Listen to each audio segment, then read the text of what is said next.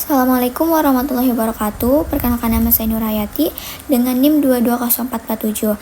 Saya dari Manajemen Era 1 semester 4. Di video ini saya akan mengulas sedikit pelajaran yang telah saya dapatkan dari semester 1 dari mata kuliah Manajemen Lintas Budaya. Semoga video ini bermanfaat. Selamat menyaksikan. Materi yang pertama ada pengenalan tentang manajemen lintas budaya. Manajemen lintas budaya adalah disiplin ilmu yang mempelajari bagaimana cara berinteraksi dan berkomunikasi dengan efektif di antara berbagai budaya. Manajemen lintas budaya juga melibatkan pemahaman mendalam tentang norma, nilai, dan cara berpikir masyarakat yang berbeda. Definisi manajemen lintas budaya. Manajemen lintas budaya adalah disiplin yang bertujuan untuk memahami, mengelola, dan merespon perbedaan budaya dalam konteks kerjasama lintas negara. Ini melibatkan pengenalan dan penghormatan terhadap norma, nilai, bahasa, dan perilaku yang berbeda antara berbagai kelompok budaya. Tujuan utamanya adalah menciptakan lingkungan yang inklusif dan produktif di dalam organisasi internasional atau multikultural. Mengapa manajemen lintas budaya? Yang pertama, memahami perbedaan budaya. Memungkinkan pengelola untuk memahami norma, nilai, dan praktik bisnis dalam berbagai budaya. Yang kedua, meminimalkan konflik, membantu menghindari kesalahpahaman atau konflik yang disebabkan oleh perbedaan budaya. Yang ketiga, ada peningkatan kolaborasi, dapat meningkatkan kolaborasi tim lintas budaya, menghasilkan inovasi dan kreativitas yang lebih besar. Yang keempat, ada pasarnya yang diperluas, membuka peluang bisnis baru dengan memasuki pasar lintas budaya dengan pemahaman yang lebih mendalam. Tantangan dalam manajemen lintas budaya. Yang pertama, ada kebingungan bahasa. Ketika berkomunikasi, perbedaan bahasa bisa menyulitkan pemahaman mutlak. Yang kedua, perbedaan norma atau etika. Budaya memiliki norma yang berbeda, menyebabkan kebingungan perilaku dan etika yang tepat. Yang ketiga, ada misinterpretasi budaya. Ketidaktahuan terhadap budaya lah seringkali mengakibatkan penafsiran yang salah. Strategi untuk sukses dalam manajemen lintas budaya. Mengadopsi pendekatan inklusif yang mendengarkan perspektif budaya yang berbeda, mendorong kolaborasi tim lintas budaya, dan membangun kesadaran akan keunikan setiap budaya. Pentingnya pemahaman tentang perbedaan budaya. Yang pertama, ada kesadaran terhadap perbedaan. Pemahaman yang mendalam tentang perbedaan budaya membantu dalam memahami perspektif orang lain. Yang kedua, meminimalkan miskomunikasi. Dengan memahami perbedaan budaya, kita dapat mengurangi kesalahan dalam komunikasi lintas budaya. Yang ketiga, ada pertukaran ide dan nilai. Pemahaman yang lebih baik tentang perbedaan budaya dapat memfasilitasi pertukaran ide dan nilai antar budaya. Yang terakhir, ada respek terhadap keanekaragaman. Pemahaman yang mendalam tentang perbedaan budaya menciptakan sikap yang menerima dan menghargai keanekaragaman. Komunikasi efektif dalam konteks lintas budaya. Yang pertama, ada pahami perbedaan bahasa dan makna. Mengerti perbedaan budaya, bahasa, dan makna penting dalam mencegah kesalahpahaman. Yang kedua, ada hormati norma dan nilai budaya. Menghormati norma dan nilai budaya masing-masing pihak dalam berkomunikasi.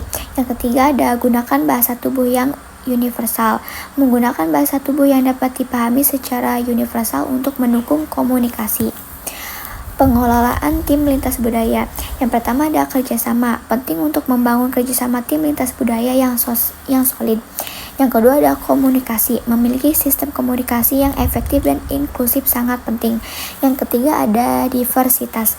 Menghargai dan merayakan keragaman budaya dalam tim adalah kunci. Studi kasus manajemen lintas budaya. Kesimpulan dan rekomendasi. Integrasi budaya penting untuk mendukung integrasi budaya dalam tim untuk mencapai kesuksesan lintas budaya. Komitmen pada pengembangan budaya inklusif. Komitmen pada pengembangan budaya inklusif akan memperkuat hubungan dalam tim lintas budaya.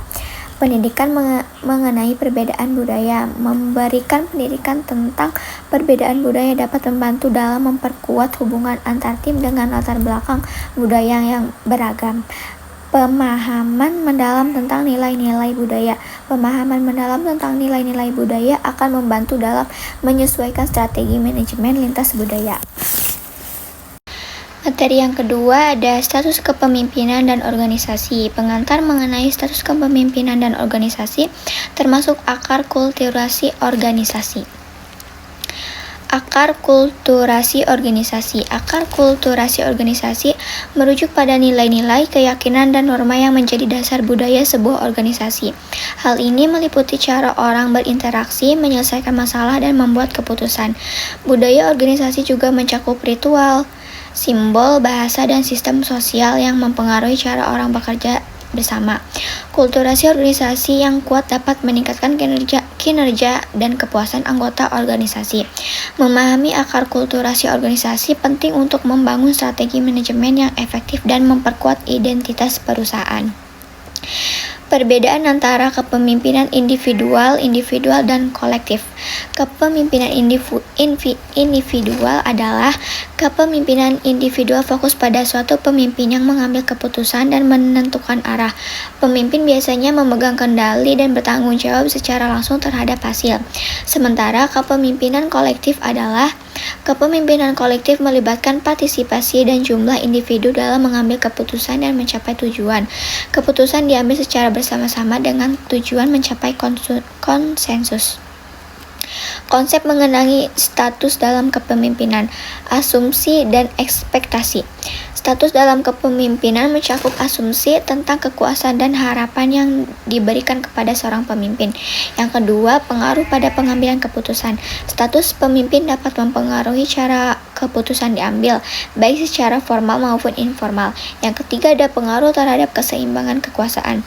Status juga berkaitan dengan pemahaman akan keseimbangan kekuasaan dan peran sosial dalam organisasi. Hubungan antara status dan kulturasi organisasi. Status seseorang dalam organisasi dapat mempengaruhi budaya dan nilai-nilai yang dianut oleh organisasi. Kulturasi organisasi yang kuat dapat meningkatkan status individu, sementara status individu juga dapat mempengaruhi dinamika kulturasi organisasi. Faktor-faktor yang mempengaruhi status kepemimpinan. Yang pertama ada kemampuan, keahlian dan pengenalan memainkan peran penting dalam mempengaruhi status kepemimpinan.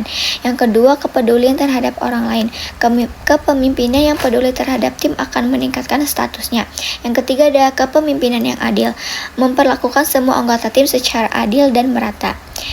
Implikasi status dalam organisasi. Yang pertama ada peningkatan kinerja, membuat anggota tim merasa dihargai dan termotivasi. Yang kedua ada kesempatan pengembangan, mendorong peluang untuk pertumbuhan karir dalam organisasi. Yang ketiga ada produktivitas yang lebih tinggi, membuka ruang bagi kolaborasi dan inovasi yang berkelanjutan. Yang keempat ada kohesivitas tim yang lebih baik, membangun hubungan yang kuat dan saling mendukung di antara anggota tim. Implikasi dari status dalam organisasi sangat berpengaruh terhadap kinerja, pembangunan individu, produktivitas dan kohesivitas tim. Ketika status dipahami dan dikelola dengan baik, hal ini dapat menciptakan lingkungan kerja yang sehat dan berdaya saing tinggi. Strategi untuk membangun status kepemimpinan yang positif. Yang pertama adalah melakukan pembelajaran kontinu. Pemimpin perlu terus belajar dan berkembang untuk memperkuat kemampuan serta wawasan. Yang kedua adalah melakukan komunikasi yang terbuka dan jelas. Memastikan komunikasi yang efektif, terbuka, dan jelas kepada semua anggota organisasi sangat penting dalam membangun status kepemimpinan yang positif. Yang ketiga ada menginspirasi dan pemberdayaan bawahan. Pemimpin yang mampu menginspirasi dan memberdayakan bawahan akan membantu membangun status kepemimpinan positif. Memimpin dengan teladan, mengedepankan integritas dan etika dalam tindakan sehari-hari akan memberikan dampak positif pada status kepemimpinan. Tantangan dalam memperkaya status kepemimpinan. Yang pertama ada persaingan. Menjaga status kepemimpinan memerlukan kemampuan untuk bersaing secara sehat. Yang kedua, menjaga kualitas. Memastikan kualitas kepemimpinan tetap unggul dan relevan dalam konteks yang terus berubah. Yang ketiga ada kemampuan beradaptasi. Pemimpin yang unggul memerlukan kemampuan untuk beradaptasi dengan perubahan zaman dan teknologi. Yang keempat ada kerjasama tim. Memastikan kolaborasi yang baik dalam tim untuk mendukung status kepemimpinan.